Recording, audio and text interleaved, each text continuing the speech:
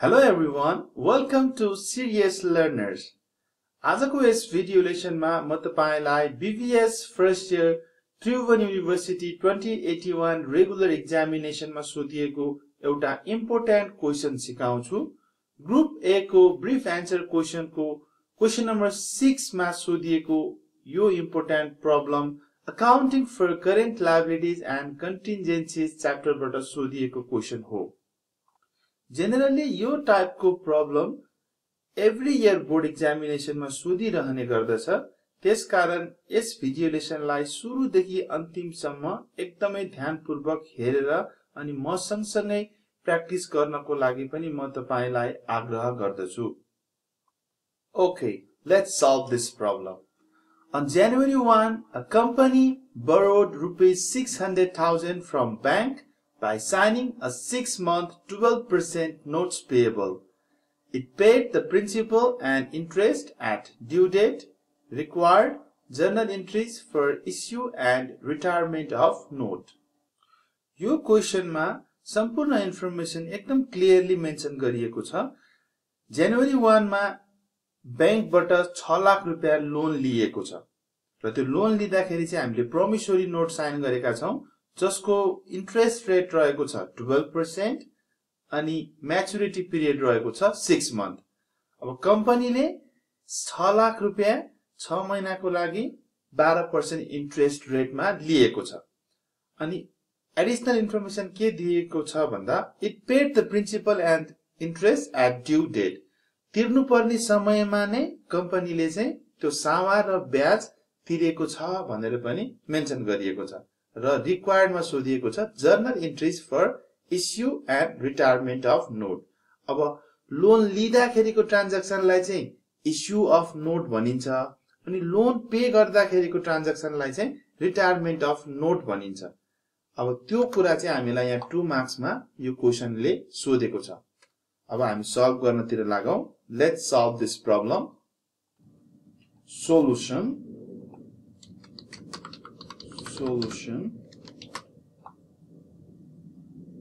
फर्स्टमा हामीले जर्नल इन्ट्रीको फर्मेट बनाउनु पर्ने हुन्छ किनकि हामीलाई सोधेकै छ जर्नल इन्ट्री भनेर। Journal इन्ट्रीज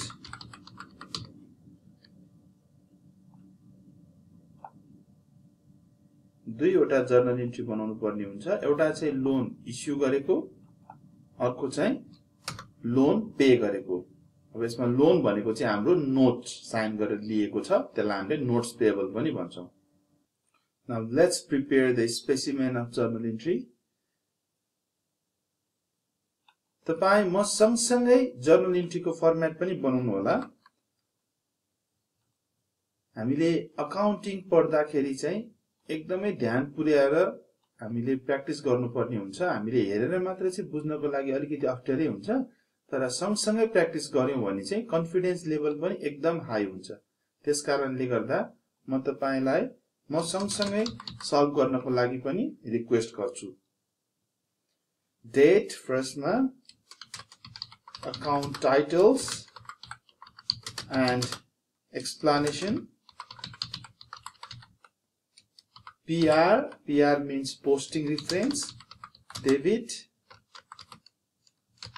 rupees. Credit, rupees. Journal इन्ट्रीको फर्मेट यस प्रकार रहेको छ।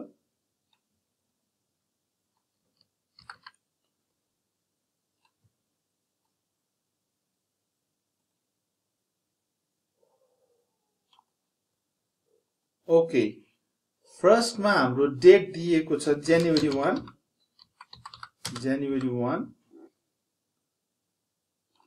जनवरी 1 मा चाहिँ हामीले लोन लिएका छौं, बरो गरेका छौं बैंकबाट। अब बैंकबाट 6 लाखको लोन लिएर आएका छौं भनेपछि हामीसँग क्याश भयो 600,000, 6 लाख। क्याश डेबिटमा 600,000। अब लोन लिइसके पछाडी हामीले नोट्स पेएबल लेख्नु पर्ने हुन्छ। किन भन्दाखेरि लोन लिँदाखेरि हामीले प्रोमिसरी नोट साइन गरेर आएका हुन्छौं प्रमिसरी नोट साइन गर्नु भनेको चाहिँ हामीले लोन लिँदाखेरि त्यो गर्नुपर्ने एउटा प्रक्रिया हो र generally whenever we sign the promissory note we mention notes payable on the liabilities section. Loan लिनु भनेको त लायबिलिटीज बढ्नु हो, त्यसकारणले गर्दाखेरि अब हाम्रो लायबिलिटीज क्रिएट हुन्छ. Let's put the liability notes payable credit साइडमा लेखौं 600,000. मैले यहाँ फर्मेटमा अकाउन्ट टाइटल्स एन्ड एक्सप्लेनेसन लेखेको छु, त्यसकारणले गर्दाखेरि मैले यहाँनिर क्याश मात्र लेखेको छु, क्याश अकाउन्ट भनेर लेखेको छैन. अनि नोट्स पेएबलमा पनि मैले यहाँनिर नोट्स पेएबल मात्र लेखेको छु, अकाउन्ट्स लेखेको छैन. यो लेखिरहनु जरुरी छैन. अनि कति जनाको चाहिँ हाम्रो क्रेडिट साइडमा लेखेको आइटमलाई चाहिँ टु लेख्ने पनि चलन छ, त्यो नलेख्दाखेरि पनि केही समस्या हुँदैन है त. मैले नलेखिकन गरेको छु, तपाईहरुले पनि मैले गरेको जस्तै नै सल्भ गर्न सक्नुहुन्छ. अब न्यारेसन लेखौं. Narration means explanation of the journal entry to record the issue of note. Okay, अब हामीले लोन लिएको नोट साइन गरेको इन्ट्री मेन्सन गरिसक्यौं, हामीले बनाइसक्यौं जर्नल एन्ट्रीज फर इश्यू. अब 6 मन्थ पछाडी त हामीले लोन अमाउन्ट त तिर्नु पर्छ. अब तिर्दाखेरिको पनि हामीले यहाँनिर जर्नल एन्ट्री बनाउनु पर्छ, त्यसलाई हामीले रिटायरमेन्ट अफ नोट भन्छौं. अब जनवरी देखि 6 मन्थ कहिलेसम्म हुन्छ त हामीले काउन्ट गर्न सक्छौं. जनवरी, फेब्रुअरी, मार्च, अप्रिल, मे, जुन. जुनको लास्ट लेट्स से जुन 30. जुन 30 मा त अब हामीले लोन तिर्नु पर्छ. अब लोन तिर्नु भनेको चाहिँ हाम्रो लायबिलिटी घट्नु हो.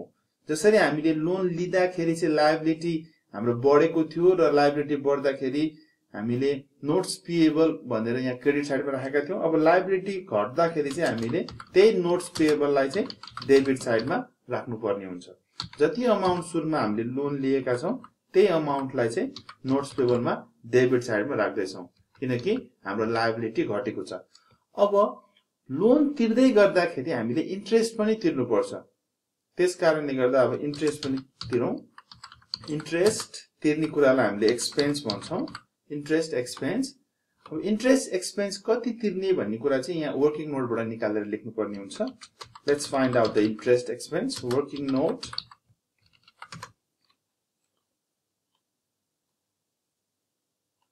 अब हामीलाई इन्ट्रेस्ट रेट पनि क्वेशनमा दिएको छ, लोन अमाउन्ट पनि दिएको छ अनि म्याचुरिटी पिरियड पनि दिएको छ. Interest expense equal to loan amount 600,000, 6 lakh रुपैयाँको लोन लिएका छौं हामीले. इन्ट्रेस्ट रेट हामीलाई क्वेशनले क्लियरली मेन्सन गरेको छ 12%. Percentage always implies with yearly, annual को लागि हुन्छ पर्सेन्टेज, त्यसकारणले गर्दा यो 1 वर्षको निक्ल्यो. अब हाम्रो त 6 महिनाको लागि मात्र लोन लिएका छौं, त्यसकारणले गर्दा 6/12 गर्नुपर्छ. 600,000 into 12% into 6/12 गर्दा हाम्रो भ्यालु आउँछ 36,000. तपाईले क्याल्कुलेटर प्रयोग गरेर यो सजिलैसँग निकाल्न सक्नुहुनेछ. अब इन्ट्रेस्ट पनि तिर्यौं. तिर्ने कुराहरु हाम्रो एक्सपेन्सेस अलवेज आर डेबिटेड. अब डेबिटमा राख्यौं एक्सपेन्सलाई हामीले, इन्ट्रेस्ट एक्सपेन्स. अब हामीले लोन र इन्ट्रेस्ट तिर्दाखेरि त हाम्रो क्याश घट्छ कम्पनीको. अब क्याश घट्नु भनेको त एसेट घट्नु हो. एसेट्स बढ्दाखेरि डेबिटमा हुन्छ भने घट्दाखेरि क्रेडिट साइडमा राख्नुपर्छ. त्यसकारणले यो नोट्स पेएबलको अमाउन्ट र इन्ट्रेस्ट एक्सपेन्सको अमाउन्ट जोडेर हामीले क्याशमा राख्नुपर्ने हुन्छ. 600,000 प्लस 36,000, 636,000. अब न्यारेसन पनि लेखौं, त्यसलाई हामीले एक्सप्लेनेसन पनि भन्न सक्छौं. To record the retirement of note with interest. Interest सहित हामीले नोटलाई चाहिँ रिटायर गरेका छौं. यसरी चाहिँ हामीले जर्नल एन्ट्री प्रिपेयर गर्न सक्छौं. यो जर्नल एन्ट्री बनाउँदाखेरि तपाईले फर्मेटलाई एकदम राम्रोसँग ध्यान दिनु होला. यदि फर्मेट राम्रोसँग बनाउनु भएको छैन भने पनि कहिलेकाहीँ मार्क्सहरु चाहिँ काट्न सक्छ। यो एकदमै थोरै मार्क्सको सोधिन्छ एक्जामिनेसनमा। यो जेनरली 2 मार्क्समा सोधिन्छ अनि 2 मार्क्समा सोधेको बेलामा हामीले फर्मेटलाई चाहिँ एकदमै हेरचेक्राइ गरेर जे पाए त्यही लेखेर डेबिट क्रेडिटको अमाउन्ट मात्र लेख्ने, लाइनहरु नतानिकन बनाउने गर्यो भने चाहिँ हाम्रो फुल मार्क्स आउँदैन। अब यो सजिलो छ, सजिलोलाई एकदमै इजी छ, तर इजीलाई पनि हामीले कहिलेकाहीँ चाहिँ अलिकति नेग्लिजेन्स गरिरहेका हुन्छौं। त्यो कारणले गर्दाखेरि चाहिँ हाम्रो मार्क्स चाहिँ फुल आउँदैन र फुल मार्क्स नआएपछि हाम्रो मार्क्स त कम हुने भयो एक्जामिनेसनमा। त्यसकारणले गर्दाखेरि यो फर्मेटलाई एकदम राम्रोसँग बनाउने, पेन्सिलले बनाउनुस्, अझ पेन्सिलले बनाउँदा इफेक्टिभ हुन्छ। अनि सबैभन्दा कन्फ्युजिङ पार्ट तपाईहरुलाई यहाँनिर मैले क्रेडिट साइडमा 2 लेखेको छैन। यसलाई चाहिँ 2 लेख्नै पर्छ भन्ने हार्ड एन्ड फास्ट रुल छैन। जेनरली यो 2 लेखिदैन, त्यसकारणले गर्दा मैले लेखेको छैन।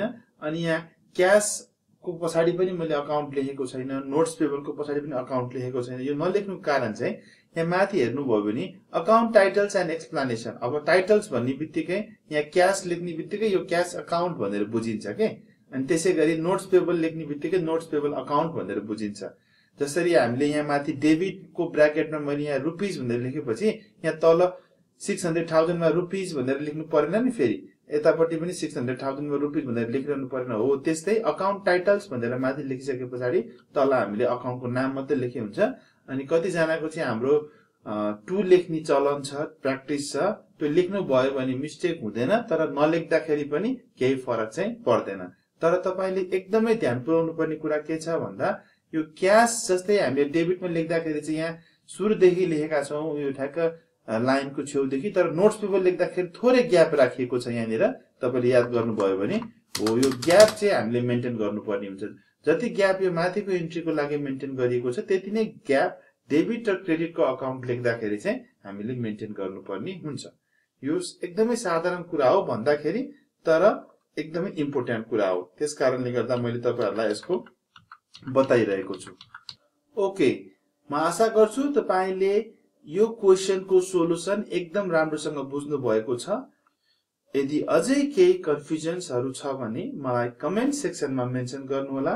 म तपाईको सबै कन्फ्युजन्सहरुलाई क्लियर गर्ने कोशिश गर्नेछु। Thank you very much for watching my video lesson. I believe you have understood everything very clearly. However, if you do have any confusions, feel free to reach me anytime. I will try my best to clear all your confusions as soon as possible. Keep on watching my video lesson and do not forget to subscribe my channel. I will come up with another wonderful accounting lesson in my next video. Till then, bye-bye.